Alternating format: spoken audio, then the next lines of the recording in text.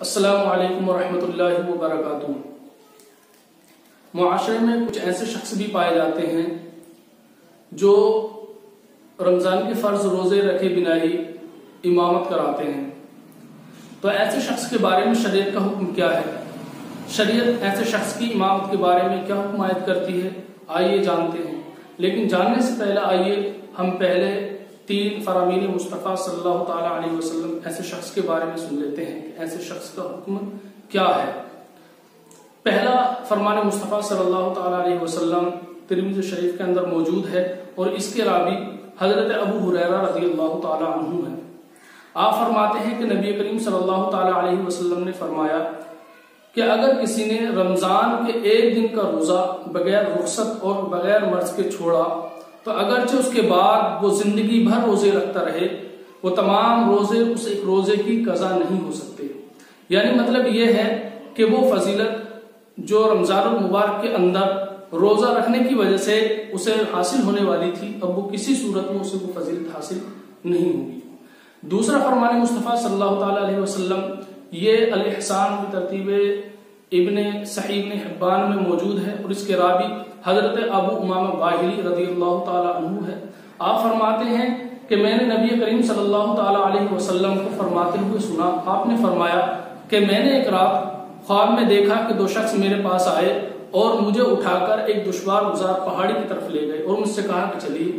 جب میں چلتے ہوئے اس پہاڑی کے درمیان میں پہنچا تو میں نے کچھ بڑی ہیبت ناک اور وحشت ناک آوازیں سنی، تو میں نے ان دونوں لوگوں سے کہا کہ کیسی آوازیں ہیں؟ تو وہ کہنے لگے کہ جہنمیوں کی آوازیں ہیں۔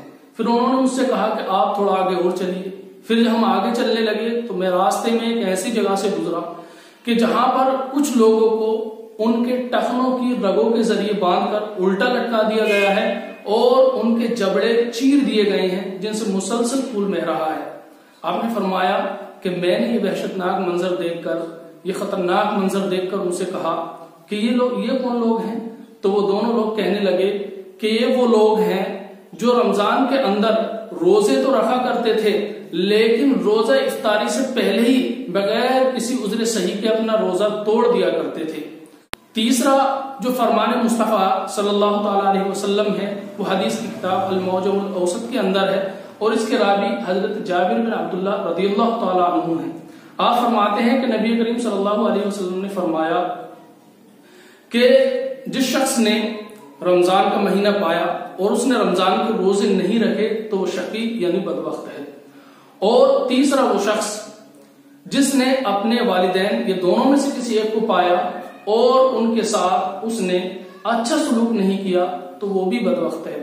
اور تیسرا وہ شخص جس کے بارے میں نبی کریم صلی اللہ علیہ وسلم نے فرمایا کہ تیسرا وہ شخص ہے کہ جس کے پاس میرا ذکر کیا گیا اور اس نے مجھ پر درود نہ پڑھا تو وہ شخص بھی بدبخت ہے۔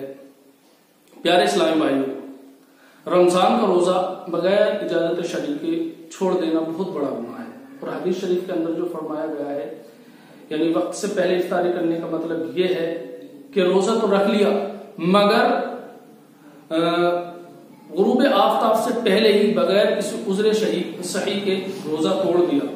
اور حدیث شریف کے اندر جو عذاب بیان کیا گیا ہے یہ اس شخص کے لیے ہے جو روزہ تو رکھ لیتے ہیں لیکن روزہ کھولنے کا وقت ہونے سے پہلے ہی بغیر کسی عذر شرعی کے روزہ توڑ دیتے ہیں۔